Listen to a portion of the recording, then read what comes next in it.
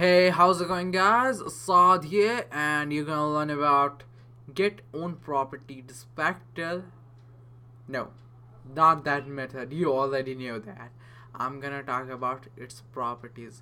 So in the earlier videos, I realized that I didn't talk about that. So I think I need to. So what we're gonna do is create a const object1 as usual and create as an object. I have a property 1, as usual, uh, and it has a value of 42 as usual. And now what we're gonna do is const descriptor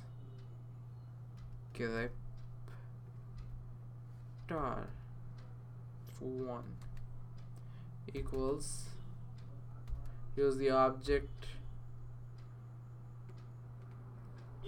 constructor dot get own property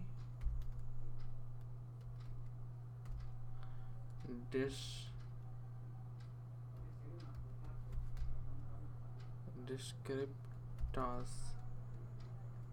and inside that we're gonna put object1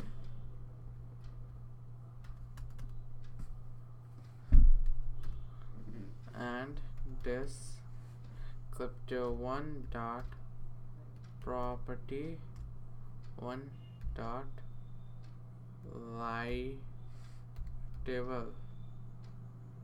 So first property is writable, so it check that it is writable or not. In this case it's true, but if it is an a freeze object, so it will be unwritable,